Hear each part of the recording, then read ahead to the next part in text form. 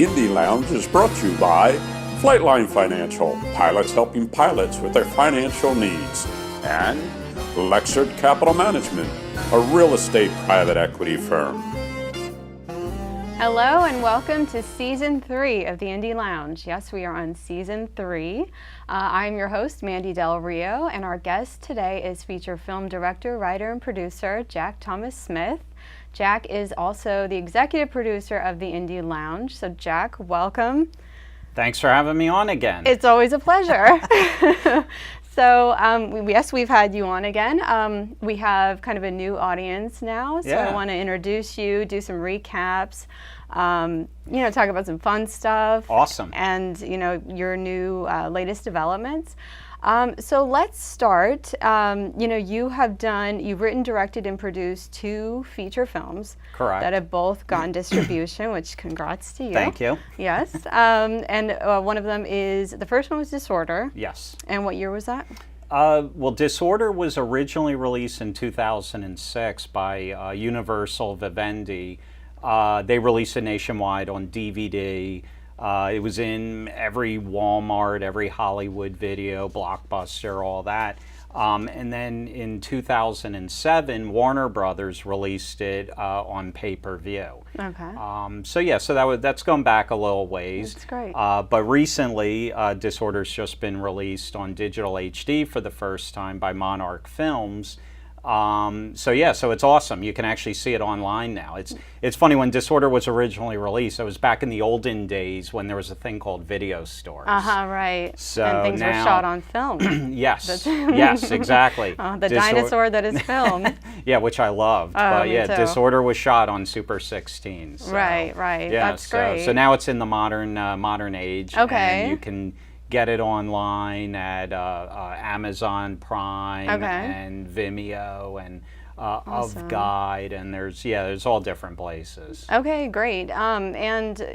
And also the other one was Infliction, which I know inside out and backwards. Absolutely, yeah, we met. I know, it's great. It's a great. That's where we met, when we were shooting Infliction. My favorite movie Absolutely, in the world. Same with mine. But yeah, Infliction was originally released in 2014. We did a limited theatrical release with it, as we did with Disorder.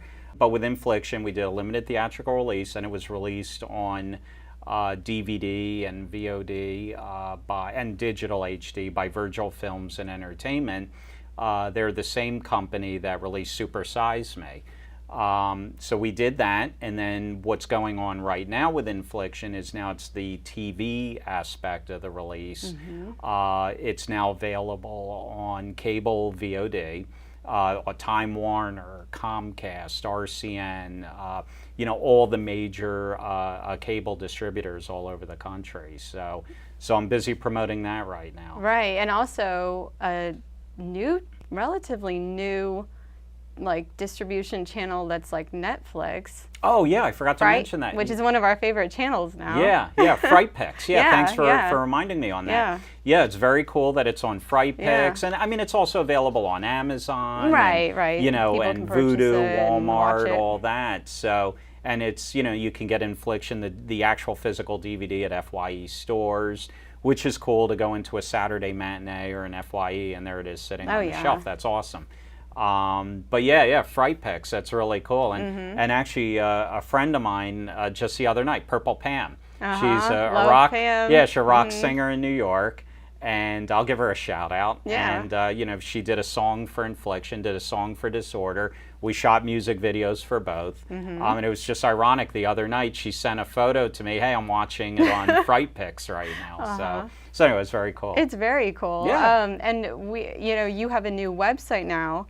I do. Where people can go to see all this info, about your movies, where to find them. There's clips. Your website is awesome. Oh, thank you. Yes, thank yes. And if you want to tell people where to go for that. Oh, sure. Yeah, the official website is jackthomassmith.com. So it's real easy. It's just my three names. I'm one of those three name guys. I had to. I mean, my birth name is John Smith. So I go by Jack. Come on, there's not very many Yeah, of I know. There's those. not a whole lot of Jack Smiths in this world. So anyway, so that's why I do the Jack Thomas Smith. That's my middle name. But anyway, it's jackthomassmith.com. And when you go on the website, it has my bio on there. It has links to my films, where you can purchase them, rent them. Yeah, it's really cool. I mean, it's got like the loops. When you go to the Disorder page, it's got loops of clips from the film. And then it also has a page dedicated to my production company, Foxtrail Productions, which, we've shot a bunch of music videos. I was just going to ask you about your music videos. Yeah, so we've done that, and corporate videos and sizzle reels and all that. So, so all the information's right there. My email address is right there. All the social media links to me personally, to the films. So it's all right there. Yeah, it's very well done. Very Thank cool. Now I want to talk a little bit, again, we have a new audience, relatively new. So quickly, why don't we talk about Disorder, tell people what it's about. If you could just kind of go over it, give people kind of an idea of what they want to watch. Yeah, thank you. Disorder is a psychological thriller. It's told from the perspective of the main character, who is a paranoid schizophrenic. So the whole time you're watching the film, you're not sure what's real, what isn't. And then right when you think you have it all figured out, there's a twist ending. So it was, it was a low-budget film. We shot it in the Poconos in Pennsylvania.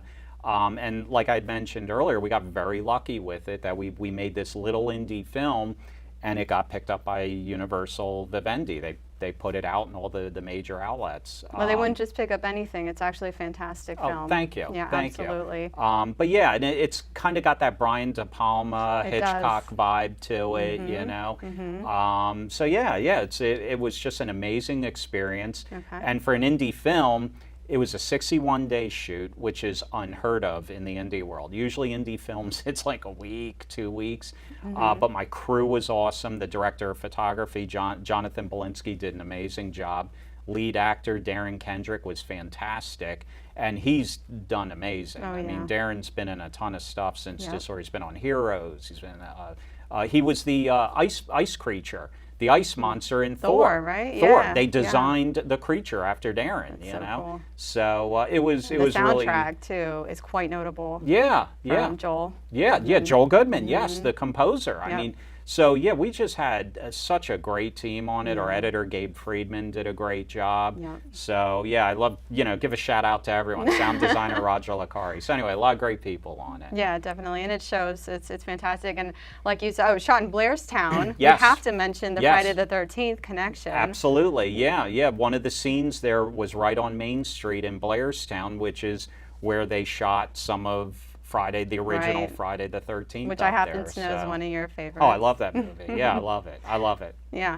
So, and then quickly about, Infliction is a little more controversial, a little more... Excuse me. It's different. It's also psychological. It's also fantastic. But give people a lowdown kind of about Infliction too. Sure. Yeah. It's a psychodrama, and basically what it is, it's a film that documents two brothers in 2011 who are documenting their revenge, essentially, on people who we're not sure what they did to them, what the history was there, but you kind of put it all together as it goes on. And it's, I mean, not to give too much of the plot away, but it deals a lot with child abuse and the long-term effects of child abuse, and kind of how the system fails those, that it's supposed to protect. Right. Now you said the direct quote is that film made you feel conflicted and haunted, and I want to get back into that when we're back from the break. We're going to take a really short break, but I do want to get into what you want people to take away from this kind of movie. So we'll talk more about that when we get back. Okay, we're going to take a short break, but when we come back, more with Jack Thomas Smith. Stay tuned. Checking your fantasy league? Nah, just my 401k statement. I can't seem to save anything. I got a pizza for a Todd. Hey, can somebody spot me? When it comes to financial stability, don't get left behind. Get tools and tips for saving at feedthepig.org. And we're back. You're watching the Indie Lounge. I'm here with feature film director, writer, and producer Jack Thomas Smith, executive producer of the Indie Lounge. I had to throw that one in there. Yeah. So we were talking about Infliction before the break. And, you know, like I said, one of your quotes was, I felt conflicted and haunted after I did this movie while I was doing this movie. What is it that you want people to take away from this film, you know, when they see it? Is it, you know, what's kind of behind this film for you? Well, like I said before the break, it deals with the long-term effects of child abuse. And, you know, we did a ton of screenings of the film. We went all over the country with it. And, you know, we had Q&A sessions after the screenings.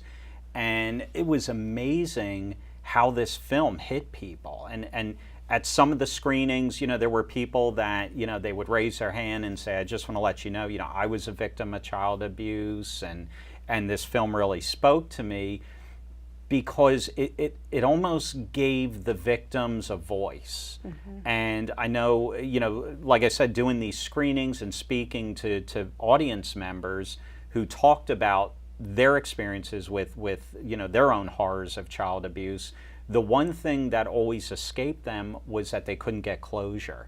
That, you know, and that was the one thing that Infliction kind of showed was, you know, you're watching the film, you don't know why these brothers are doing what they're doing. And, you know, not to give away too much of the plot, but you find out that it's basically targeting those who had abused them and those in the system who had failed them. But at least they basically took their lives back from their abusers and from the people who betrayed them in the system who should have been protecting them. So if anything, you know, maybe it can, you know, help people just kind of feel almost like a sense of empowerment over their abusers. Maybe they can take that away. And, you know, and honestly, I mean, there's just bad people in the world, and unfortunately, and, you know, sometimes, you know, it's good to see bad people get what's due to them. Deserve. Yeah. Exactly. So, I'm all for that. Yeah, exactly. Eye for an eye. Right, So. and it really does give you insight directly into the mind of of these two young men, of their families, and it's, again, kudos to you. It's very well done. Very well done. My favorite movies. And I'm not biased, it's the truth. So I definitely recommend you checking that out at, you know, viewers at home. And that's again on your website. And I want to talk, getting back to your fabulous website, your music videos, because there's so much art. Those, to me, they're like mini movies, which... Oh, very cool, yeah. Absolutely, and we don't see a lot of, you know, you know, we talked about this before. Where is the music video going? Oh, they're gone. Yeah. I mean, there's still some. I know, like a lot of the country artists like to do. You know, they do these elaborate, fantastic videos, but we're really lacking the old school storytelling, the old school like film set to music. And I think with your videos, I recommend you checking them out. You know, our audience, again, when I'm talking to the audience, you know, on the website. And I want to ask you personally, which one, or like what genre of the videos you've done so far, what's kind of like your thing? Like what's your favorite type, I guess? So they're all great. Oh, thank you. You definitely, my favorite type of music is rock. I love hard rock. Rolling Stones are my all-time favorite band. Yeah, they're my all-time favorite. They're on Zeppelin, The Doors, The Beatles, The Who. I mean, those are my guys. So, you know, I've done a bunch of music videos. I did one for Kevin O'Connor. He's a country folk, soft, you know, like adult contemporary. It was escaping me, the term. So that video came out really great. It's a beautiful video. Story, you know, it was just story driven. And then I've done a couple of videos for Purple Pam, who I mentioned earlier. And I did a video for an artist, Danny Stoddard, who's, you know, kind of hard rock, metal, that type of thing. So, the one video in particular that I really like the best is the one I did for Pam, the How Does It Feel? because that was so in my wheelhouse. You know, the grungy, gritty rock, just down and dirty. You know, and the song was cool. Where we shot at the Art Factory in Patterson, and so the locations were just awesome looking. You know, so that would I'm a huge fan of the music videos from the 90s. I think that was the best time period ever for music videos. That's because they had real budgets. I mean, they were putting like $1 million into some of the videos. MTV was playing videos, and you still can make money selling records back then. So it's like with everything, because of the internet, there's good and bad. One bad side is that the music industry definitely took a hit from it. There's not as much money, so they're not putting that level of production into music videos anymore, unless you're Britney Spears or Lady Gaga. Right. Well, I think you know, that's all technology. Thanks, technology. Yeah, it's technology. Exactly. Now people don't need it. They can go onto YouTube, or they can make their own and you know, set things to you know, music. What are some of your favorites from the 90s? I'm curious. Oh, that's a great question. I mean, honestly, I love the Marilyn Manson videos. Those were fantastic. Those are scary. The Sweet Dreams and Beautiful People is awesome. And another one of my favorite videos of all time is Smashing Pumpkins' Bullet with Butterfly Wings. Oh, that's a cool one. That video is fantastic. That's really cool. Cool. And then Stabbing Westward had a couple cool videos. Not so much early 90s, like, MC Hammer, no. Believe me, I can't touch this. So, no, not a fan. I'm talking more about the gritty, grungy. Well, to me, November Rain always stands out. November Rain, that's a movie. Mean, that's a movie. Yeah, that's a movie. Don't Cry was fantastic. So there were so many back then, and I'm probably forgetting 100 of them right now. Yeah, well, it seems to me like, you know, you've said before too, you're not like a quote unquote horror guy, but a lot of your likes and passions tend to just coincidentally be horror, horror relevant. And you know, that even shows with the types of videos that you enjoy and that you want to make. And, exactly. But you know, I want to get into the stuff that you like that aren't necessarily horror.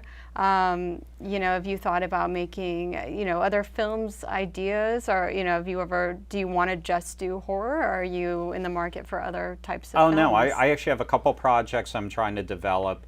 One is called Look at Me. It's like a black comedy type of thing.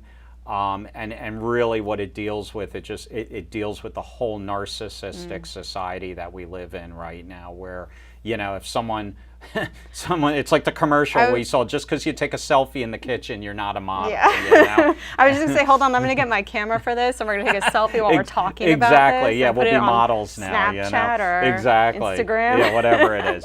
But it deals with all of the, you know, just the narcissism that's rampant now, the YouTube stars and all that. And then I also have another script that I'm developing called Illegals, which, you know, is very timely. It deals with just the issue of illegal immigration in the United States, and I don't really take a position on it. Right. It's kind of in the middle, and let the audience decide. I love that. Well, we're going to take another short break, and then when we get back to it more, I want to talk about some more fun stuff. I love hearing, like, you know, I love our audience getting to know you as a person, not just a film director and everything. Great. So we are going to take another short break, and when we come back, more with Jack Thomas Smith. Papa!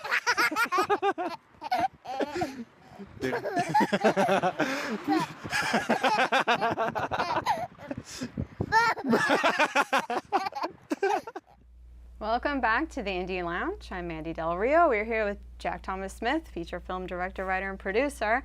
I want to kind of switch gears here to something a little more fun, to kind of get to know you a little more. We'll have our audience get to know you a little more. You and I have talked a lot lately about the American Film Institute, the AFI list. That's been a lot of fun. That's cool, yeah. So I want to go over, because I know we got into, in the last segment, I said, you know, horror is not like totally, you know, you're not all about horror. Right. But you and I are both horror fans, obviously. And the AFI comes up with all these lists of 100 this, 100 that. And you and I were curious about the horror genre. Like, what is their list of horror? And of course, they don't have a horror. It's called Thrills and Chills. Thrills and Chills. Right, Yeah, that's right. Yeah. So there were films on there where we're like, huh, that's interesting. So they have a top 10 list, and I want to talk to you about it because I want to get your opinion. Okay. And I kind of want to know where you're at. Yeah. So going over the top 10 chills and thrills of the AFI list, number 1, Psycho. Okay. Number 2, Jaws. Okay. I can't argue either of those. I know. Number 3, Exorcist. The Exorcist. Okay. Yeah. I mean, in any order, the top 3. You can mix those all up in any order. Yes. But those are definitely top 3. Yeah. Number 4, North by Northwest. I mean, yeah, but I mean, I don't know if There was so much that went into that. Yeah, that's more like action, I think. You know, I mean, I guess it's thrills. It's thriller. There's some yeah, thrills and it's chills. a thriller. Yeah, it's so complex. It's a good. Oh yeah, it's great. Hitchcock. Yeah. The Silence of the Lambs is number 5. That's awesome. Yeah. Alien, number 6. Yes. The Birds, number 7. Yep, absolutely. Can't argue. The French Connection, number 8. Again, that's like an action movie. It's like drama. Yeah, I love it. Oh French God, Connection it's one of my. fantastic. It's in the top. Yeah, I don't you know if I'd it's in call the it top a something. thriller. Yeah, I wouldn't either. But that's number 8. Yeah. Number 9, Rosemary's Baby. Not a fan. I know. I'm gonna be honest. I'm not a fan. I know. Not that we're people supposed to love like. it. But yeah. no, I agree with you. Yeah. I've seen it. Yeah. You know. Yeah. I take The Omen. I'd put probably The Omen in place there's of that. so many other movies. There's a I'd bunch, put, yeah. but if you're just talking about kids and possession and things like that, and the devil. Number 10, Raiders of the Lost Ark. I mean, it's a great movie, but I don't know if again, to me, that's an action adventure. It's action, but it's chills and thrills. Thrills and chills, yeah. But you know what was number 11? No. The Godfather. What? Yeah. I'm just telling you what the list said. I mean, isn't that funny? The Godfather is amazing. It's one. It should be. I mean, that to me is one of my top 10 movies of all time. Well, I think on the AFI top 100 of all times, that's it's definitely considered on the there. second greatest of all times, only behind Citizen Kane. But yeah, in terms of a thriller, I don't. That to me is just a drama. Yeah, right. It's a masterpiece. Yeah, and it's real life. Yeah. Horror. Yeah. You know what I'm saying? But it's not. So, what would you say your top 10? Okay, let's just forget about the chills and thrills. Let's do horror. What are your top 10 horror films? Top 10 would be tough. I could definitely give you, I mean, my all-time favorite horror movie, all-time favorite is Dawn of the Dead. It's the one that came out in '78, directed by George Romero. That is my all-time favorite horror movie.